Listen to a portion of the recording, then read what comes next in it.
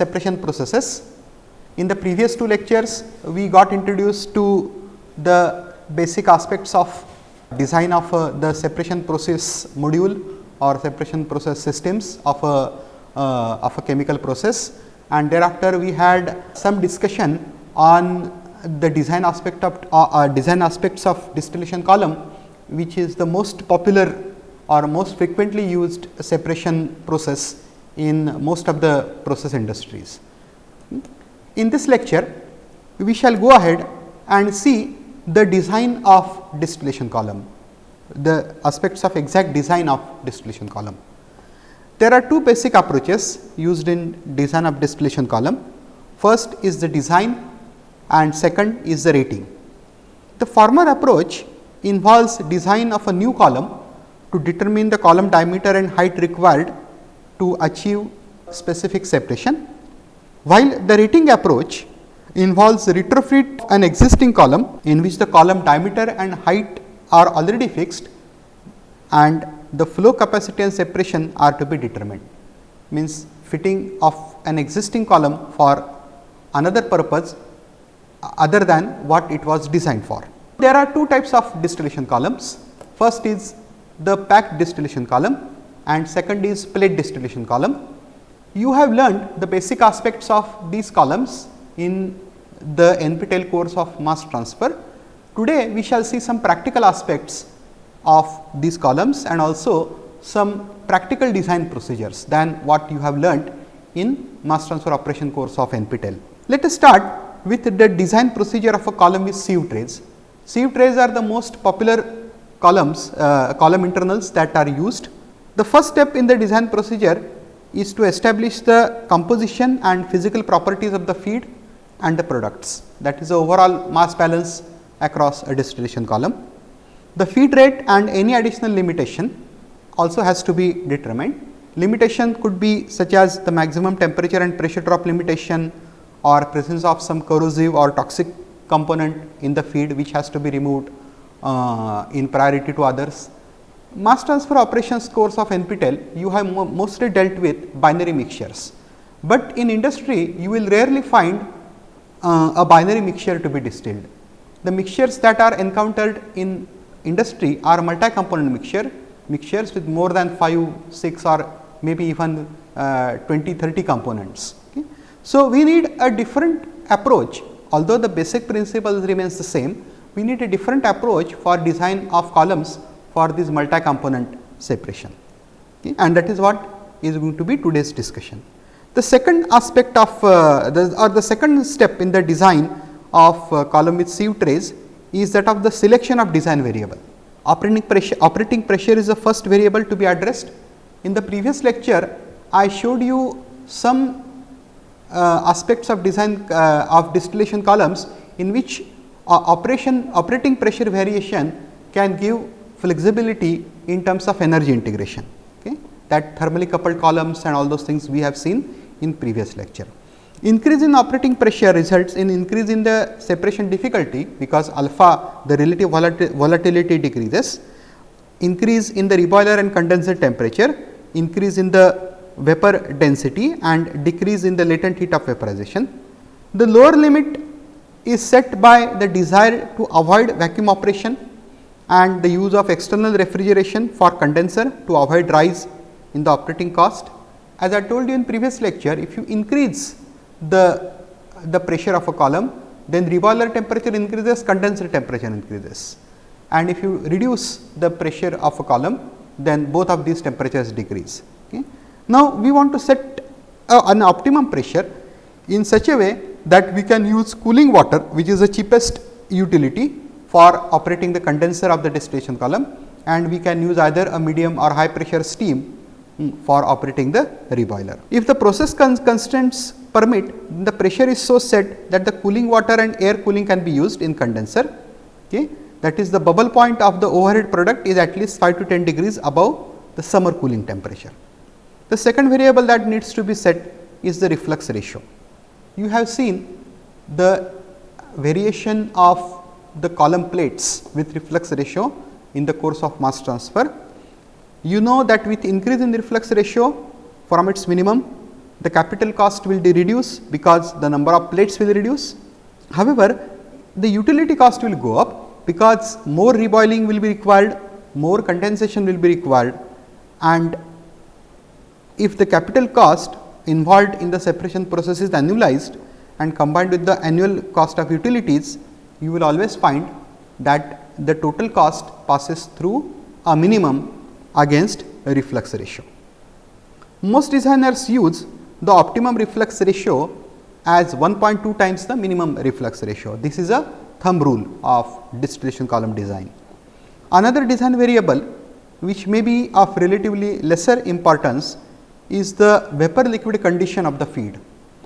Again, in mass transfer operations course, you have learnt this particular aspect of distillation.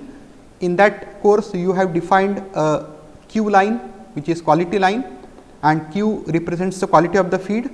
For Q equal to 1, the feed is a saturated liquid, and for Q equal to 0, the feed is saturated vapor.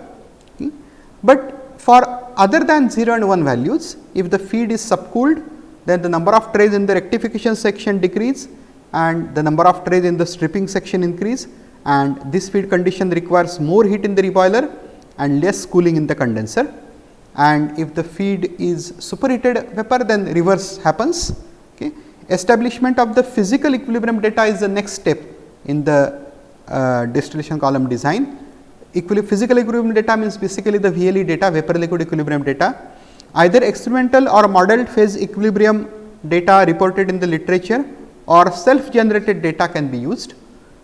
Nowadays, there is tremendous database available in the literature. So, for practically any mixture, you will have the data already reported in literature. You have to look through proper sources. Okay. But most of the data that is reported in the journals and handbooks is for binary mixture and not for multi-component mixture, and therefore, it is necessary to combine this data with a model to predict the multi-component behavior. Several models are available in the literature like Wilson model, NRTL model, UniQuack model, universal quasi-chemical, and UniFac model, which is the most rigorous approach. If the binary data is not available, you can use this model for prediction based on the functional groups that are present in the compounds to be separated. Then comes the aspect of determination of number of equilibrium stages. In mass transfer course of NPTEL, you have learnt the McCabe-Thiele method or Panchon-Severett method for determination of the theoretical number of equilibrium stages, but this is mostly for binary mixtures. How do we use the same method for multi-component mixture? Of course, the approach has to be changed. Okay. It has to be more rigorous, and there are several shortcut methods that are reported in literature for determination of number of theoretical stages for separation of multi-component mixture. We shall see in today's lecture two popular methods that are used for this purpose. The first method is FUG method, Fenske, Underwood, Gilliland method, and second method is the smoker method, which is essentially the analytical approach to the McCabe-Thiele method, which is a graphical solution. Let us first see the Fenske, Underwood, Gilliland method. To determine the number of equilibrium stages, the minimum number of stages and minimum reflux ratio is required. The minimum number of stages n minimum can be obtained from Fenske's equation. N minimum is equal to ln into x Lk divided by x Hk distillate into x Hk by x Lk bottoms divided by ln the log of alpha relative volatility between light key, that is Lk, and heavy key Hk component. Exactly same expression you have derived in mass transfer operations course for binary mixture. Okay. In that case, you had defined Xd and Xb, where you had only one, when you had two components, one more volatile and other less volatile, then Xd by Xw, the mole fraction of more volatile component in distillate divided by Xw, the composition of more volatile component in bottoms. Exactly same thing is here, but we are now defining Lk and Hk components, which is light key component and heavy key components. This is for multi-component mixture. Suppose we have a mixture of 5, 6 or 10 components, then we mark one component as light key component, which is among the lower boiling range, and one component as heavy key component, which is in the higher boiling range. And this expression that appears on the screen is exact analog of the binary expression that you have learnt in mass transfer operation for multi-component mixture. Okay. Now, here in the denominator we have used the average value of alpha, relative volatility. Now, why? Because in case of multi-component mixture, the relative volatility between components may sometimes change with temperature. It may also change sometimes with the composition, okay, as the separation proceeds, and therefore, we have to use an average value, average of the minima and maxima of the relative volatility. Okay. So, usually the volatility is not mathematically or numerically algebraically averaged, but it is the geometric mean that is taken, that is alpha Lk by Lk Hk average is alpha Lk Hk at bottoms, that is relative volatility between light key and heavy key component in the bottom at the highest temperature, and alpha Lk Hk at distillate, that is the relative volatility at distillate, which is lowest temperature in the column, raised to half. This is the geometric mean of the two volatilities. After we have determined the minimum number of stages, then we have to determine the minimum reflux ratio. For that purpose, we have to solve two equations which are given by Underwood. The first equation is summation I running from 1 to n, where n is the number of components in the mixture, alpha I into xf I. Alpha I is the relative volatility of any component I with respect to heavy key component. xf I is the composition or mole fraction of that component I in the feed. Alpha I into xf I divided by alpha I minus theta is equal to 1 minus q. This q is again the quality factor that we have seen earlier.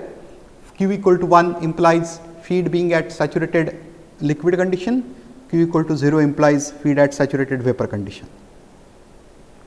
Theta is a intermediate, is a basically mathematical parameter which has to be determined. Now, if you have a multi-component mixture and if you write down this summation and simplify, you will get a polynomial, and roots of those polynomials are the values of theta. You will get n minus 1 values of theta for n components, but you have to take only that value of theta for the second equation, which is r minimum plus 1 is equal to summation I running from 1 to n alpha I into x di. Now, x di is the mole fraction of component I in the distillate divided by alpha I minus theta. So, solve the first equation, get all the values of theta and take only that value of theta which is between the relative volatility of light key and heavy key component, and then use that value of theta in the next expression and solve for r minimum. X di is the mole fraction of component I in the distillate, okay, and that can be determined from the minimum number of plates. Okay. Distillate and bottom distribution of the non-key components in the feed can be evaluated after calculation of minimum number of stages, but minimum number of stages again are determined by Fenske's equation. So, the simple relation is x di divided by x bi is equal to alpha I raised to n minimum, alpha I average raised to n minimum into x hk in the distillate and x hk in the bottom. That is the simplest, very simple relation between the composition of a component in distillate and composition of the same component in the bottoms. Then, after determination of r minimum and n minimum, we have to calculate the actual number of plates, but now remember actual number of theoretical plates, not the actual number of actual plates or practical plates. Gilliland has presented a plot that related the quantity n minus n minimum divided by n plus 1 to the quantity r minus r minimum divided by r plus 1, okay, and the relation is later on transformed into an expression and as a correlation essentially by Edgely, and the correlation reads n minus n minimum divided by n plus 1 is equal to 0.75 into 1 minus r minimum divided by r plus 1 raised to 0.566. So, after determination of n minimum from Fenske's equation, after determination of r minimum from Underwood's equation, you have to set r, which you can set as r equal to 1.2 times r minimum, and then determine the number of plates n. So, this is a very simple procedure, although it is implicit because you have to solve two polynomial equations to get the roots which are essentially values of theta, but you can easily program this and then get the number of plates that are required for a particular separation. We shall see another approach to determination of number of equilibrium plates. This is essentially analytical solution of McCabe-Healy method that you have seen in mass transfer operations course of NPTEL. This solution was given by Smoker, a scientist in US, and we shall see now the derivation of this method, that is the number of trays in the rectification and stripping section of a distillation column. For an ideal or nearly ideal binary mixture, the vapor liquid relationship can be represented by Raoult's law over a wide range of concentration range. This you have seen in mass transfer operation course. Alpha is equal to y divided by 1 minus y divided by x divided by 1 minus x, okay, and this can be rearranged as y is equal to alpha x divided by 1 plus alpha minus 1 into x. Now, we had talked of variation in alpha sometimes because we had taken in earlier expressions average value of alpha, but in many situations when the molecules are not very chemically different or when the temperature variation across a column is not very high, in that case we can neglect the variation in alpha with temperature, assuming that the binary mixture to be a close boiling mixture of typically of hydrocarbons, or you can use value of average alpha also, that is also possible. Okay. Now, the VLE curve given by the Raoult's law is represented as follows. The diagram now appears on your screen. Okay. The VLE curve is essentially a parabolic curve, okay, and then we have to plot the two operating lines, one for the rectification section and another for the stripping section. Okay. Rectification operating line is above the feed plate and stripping line is below the feed plate. Now, let us say that we give a general expression for this operating line as y is equal to mx plus b, and then we plot specific points on operating line and the corresponding points on the vapor liquid equilibrium curve. x0 y0, as you see on the screen, is the point on operating line, and x1 y0 is the corresponding point on the VLE curve. Then x1 y1 is the next point on the operating line, x2 y1 is the corresponding point on VLE curve, and so on and so forth. Now, if we eliminate y between equation 1 and 2, equation 1 being the Raoult's law and equation 2 being the general equation of a line y equal to mx plus b, then you get a quadratic expression in x, that is m into alpha minus 1 in x square plus m plus b into alpha minus 1 minus alpha into x plus b equal to 0. Now, you can very easily work out this. So, I leave this as exercise. This is equation 3. Quadratic equation will yield in two values of x. For any problem of significance in distillation, one and only one root of the above equation will lie between 0 and 1. Since x is a mole fraction, its value has two bounds 0 and 1.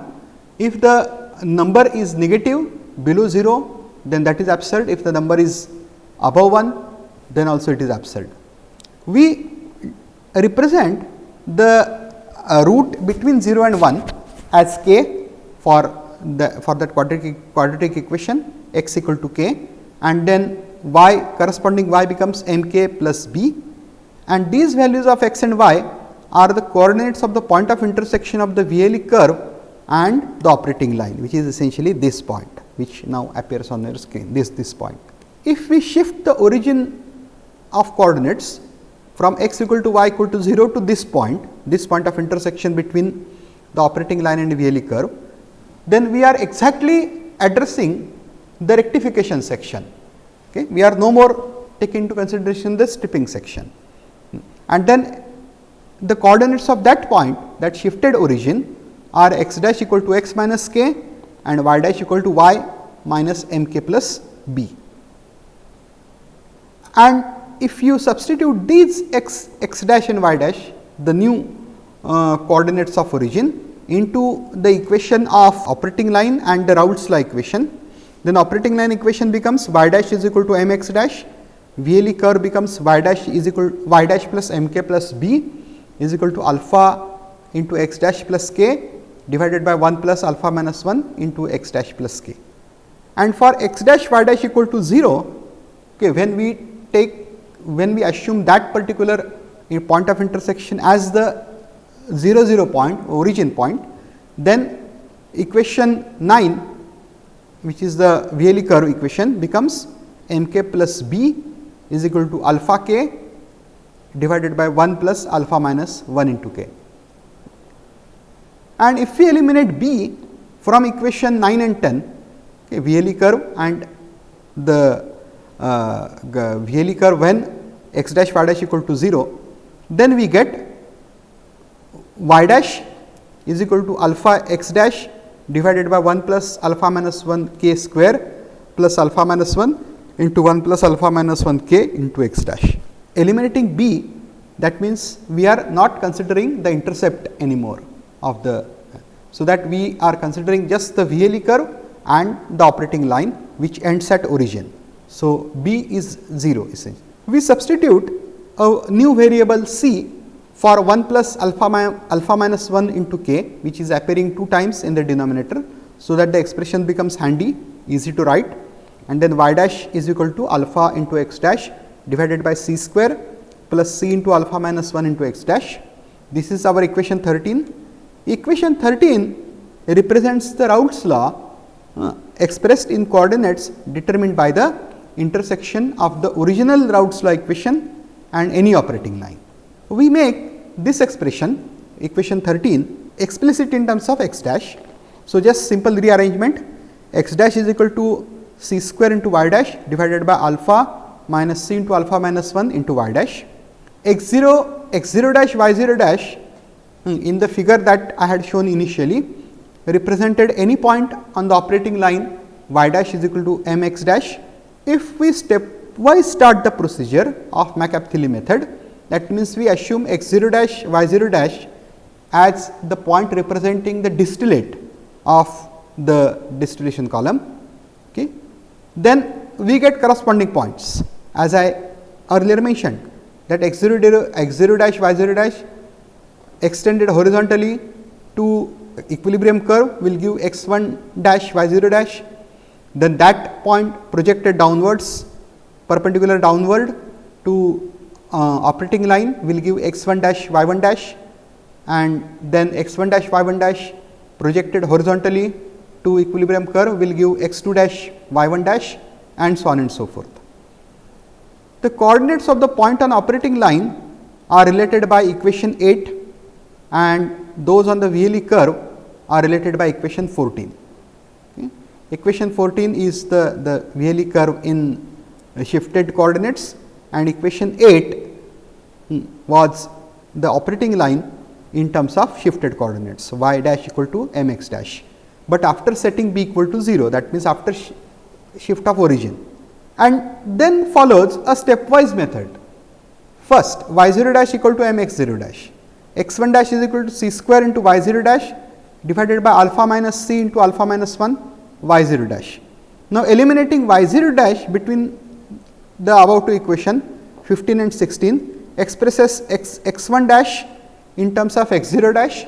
x1 dash is the composition of liquid on the first plate, and x0 dash is the composition of the liquid which is being obtained as distillate.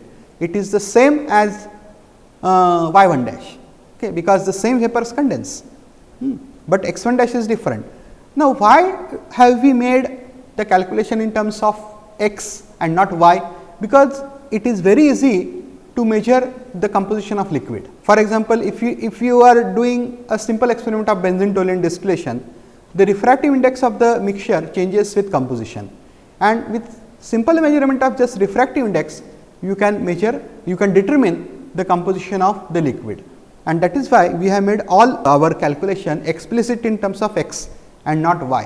Determination of composition of vapor requires special techniques such as gas chromatograph or liquid chromatograph, basically gas chromatograph, and then that is more tedious, but measurement of the composition of liquid is much easier. Okay. So, we proceed next point, y 1 dash is equal to m x 1 dash, and then corresponding point on the VLE curve x 2 dash is equal to c square y 1 dash divided by alpha minus c into alpha minus 1 into y 1 dash. This you can rearrange by writing y 1 dash in terms of x 1 dash.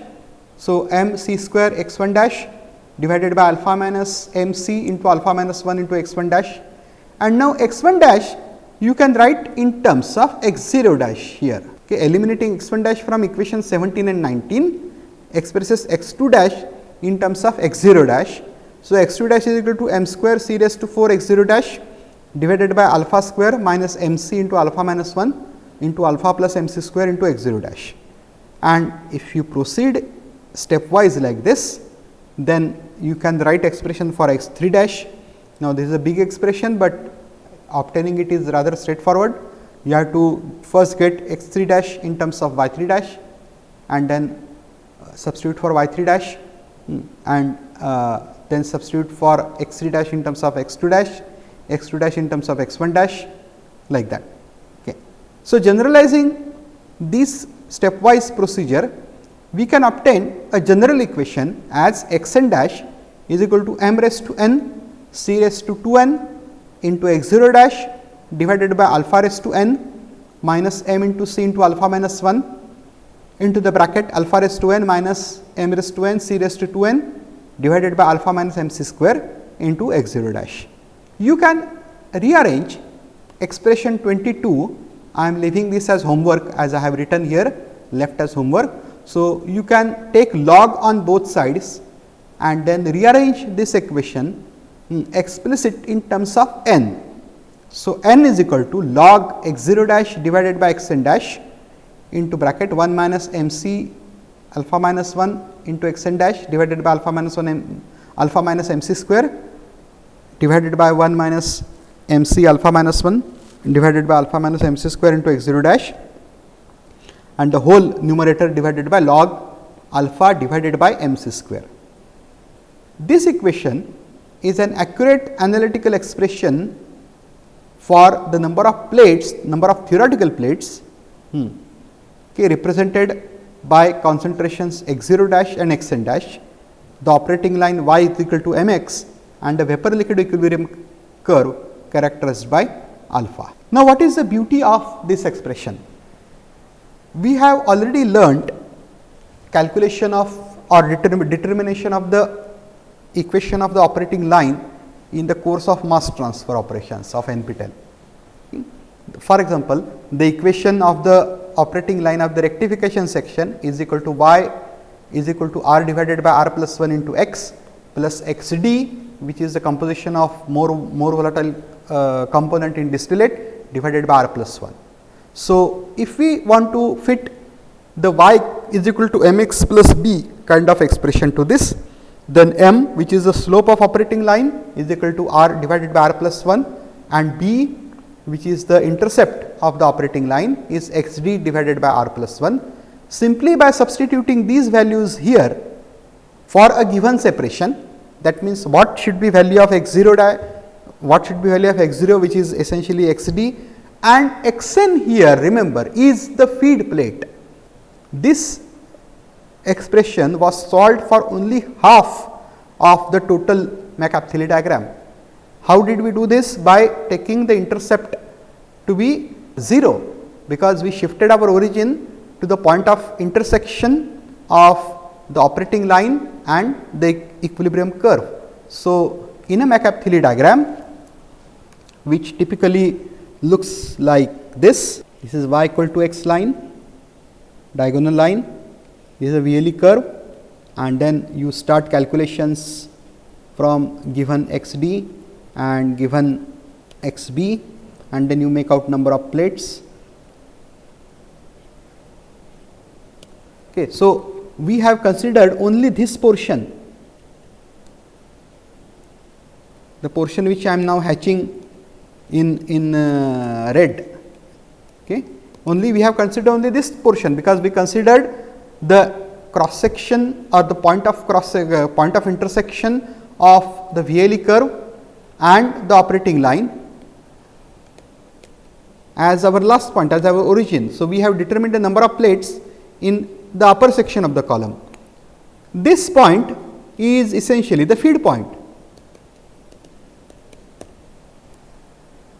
Okay.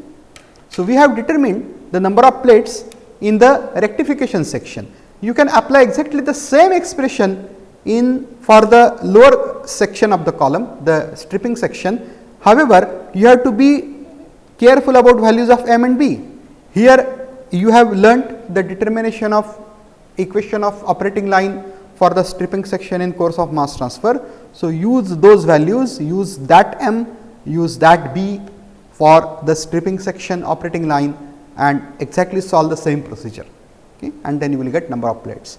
You can very easily code this entire derivation in MATLAB or MathCAD, and then that will give you a very handy tool to play with.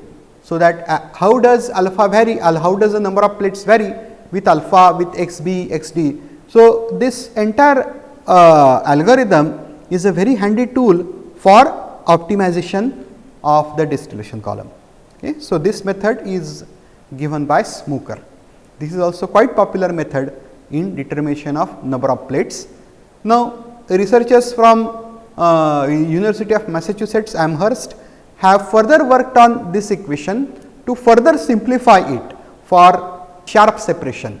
When xd is close to 1, xd is 0.99 or 0.995, all those things. But you can find these derivations in the book by Douglas, Conceptual Design of Chemical Processes.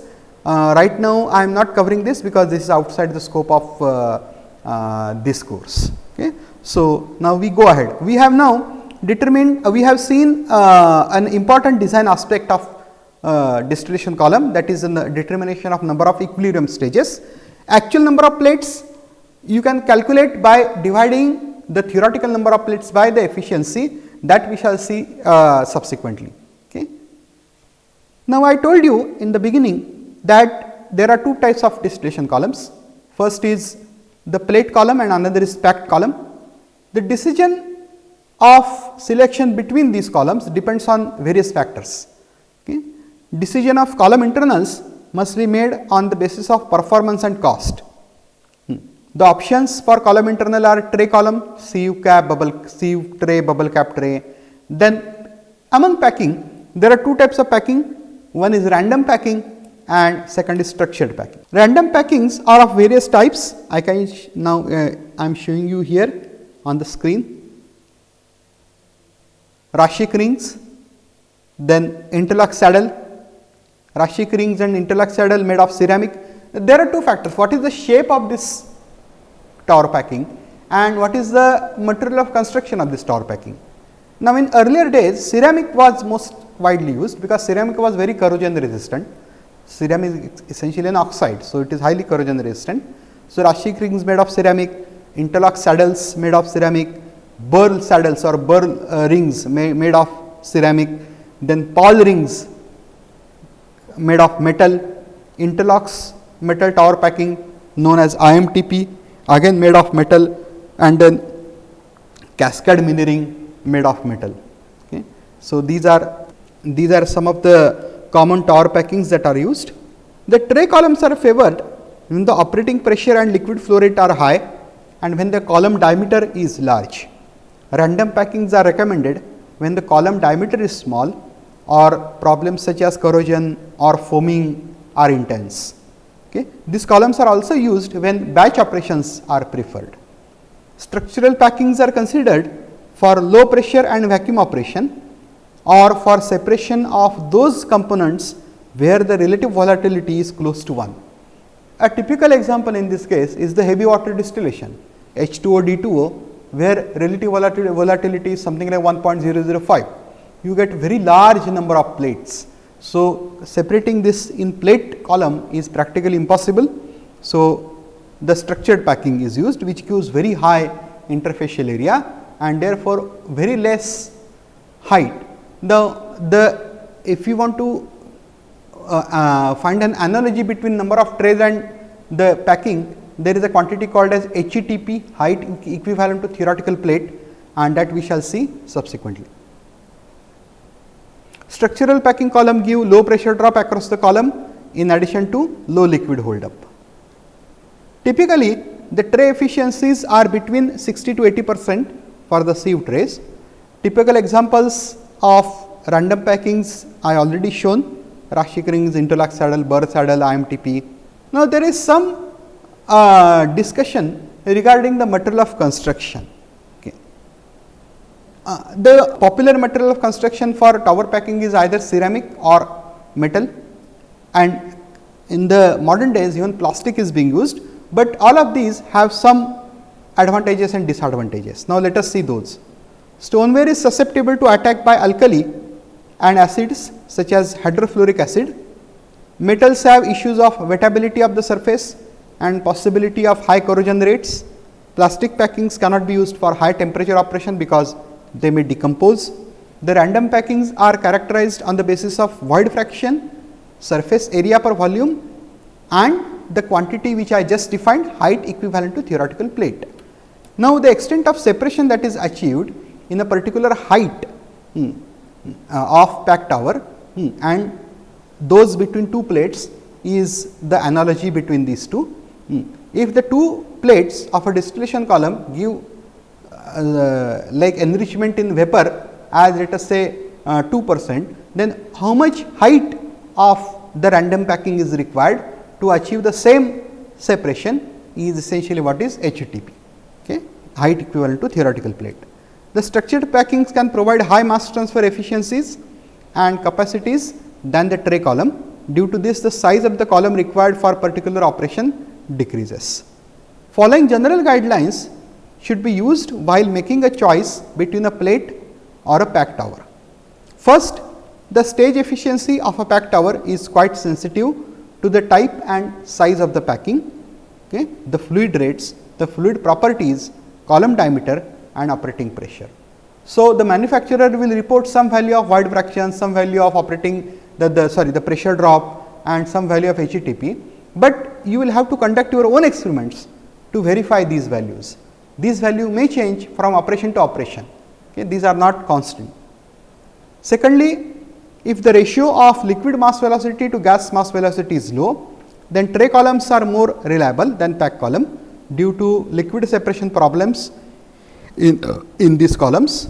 Then the tray columns can be designed to handle wide range of liquid flow rates without flooding, but that is not possible in case of packed column.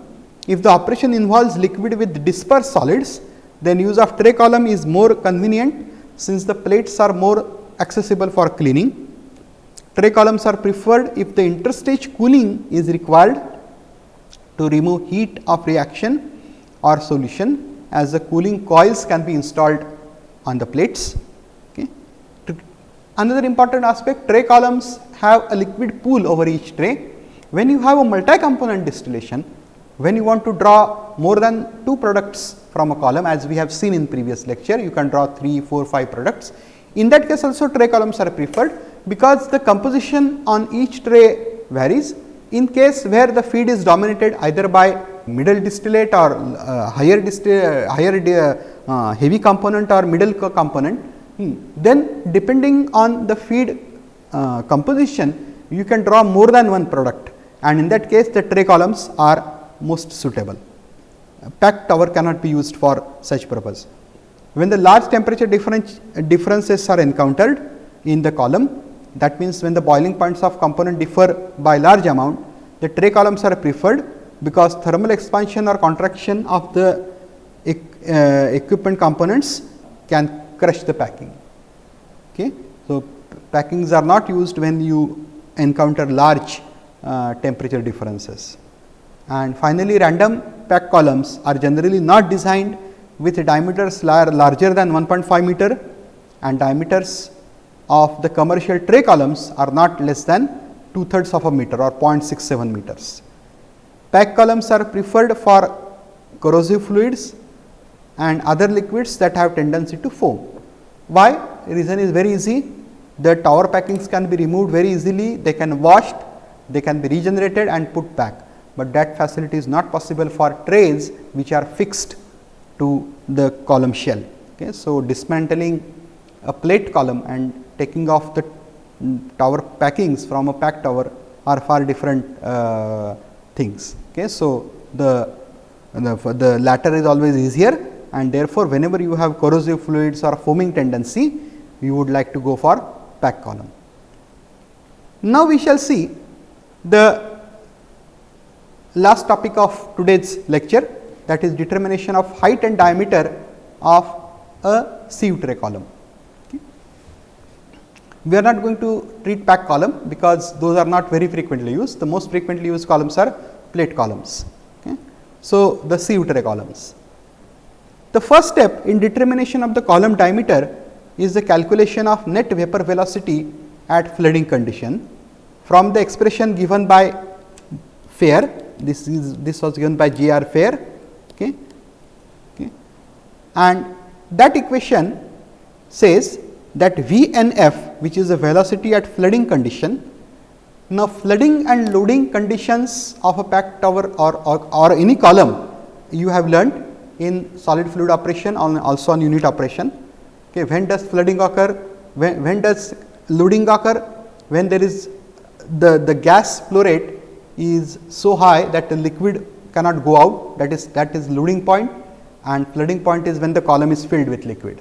Okay. So, those things are going to be treated in greater detail in other courses of NPTEL. So, I do not go much deeper into it. I suggest that you read through book of McCabe and Smith to learn about the loading and flooding velocity. Okay.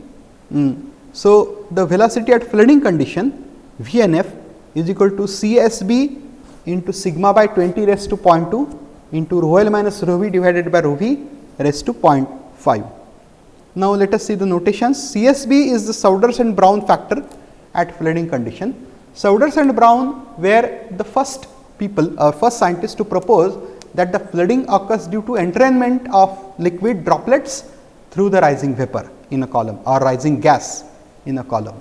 Okay. So, based on that analysis, they have given this particular expression. That analysis is quite involved, quite complicated. It involves essentially the balance of forces on a liquid droplet. So, when can entrainment occur, under what circumstances it can occur, and so on and so forth. So, that derivation is again out of syllabus. So, we do not cover it. Okay. We take this expression directly, and sigma is the surface tension. Now, sigma by 20, that 20 number is very tricky. If you see surface tensions of most of organic liquids, it is in the range of 20 to 39% centimeter. So, that sigma by 20 factor appears, and then what we have is the ratio of densities rho L minus rho V divided by rho V raised to 0.5. The factor CSB is determined by a chart which is a log plot of CSB against factor L by V into rho L minus rho V divided by half, and the CSB is a function of spacing between the trays. Now, I will show you that chart appears on your screen now. The function CSB, the Souders and Brown factor in meter per second, is plotted against L by V into rho V minus rho L raised to half. L is the molar flow rate of liquid, V is the molar flow rate of mass flow rate. L is the mass flow rate of liquid divided by mass flow rate of vapor into rho V minus rho L. Rho V is the density of vapor, rho L is the density of liquid, and rho V is the density of vapor, and the difference raised to half. And what you have is another factor here, that is the number of the tray spacing. What should be the distance between the two trays? Now, standard spacing between the trays for a large diameter column is typically 0.46 to 0.61 meters. So, let us say approximately 1.5 to 2 feet, but in many situations 0.3 to 0.91 meter spacing is also used, somewhat larger spacing, so that there is enough space to enter the column and clean the column at the time of startup. Okay. The actual vapor velocity Vn is selected by assuming that it is 50 to 90% of the net vapor velocity at the flooding condition, and after determination of this,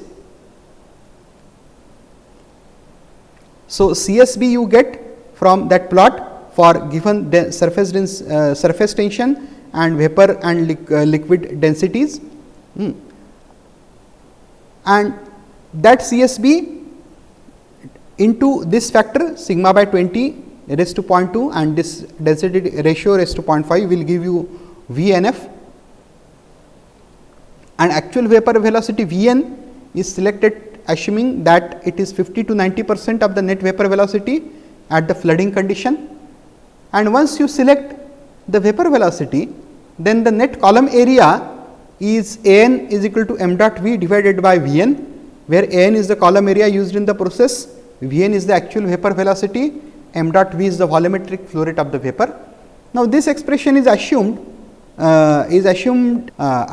means this expression is assumes that the entire column area is available for vapor flow rate, but that is not the case.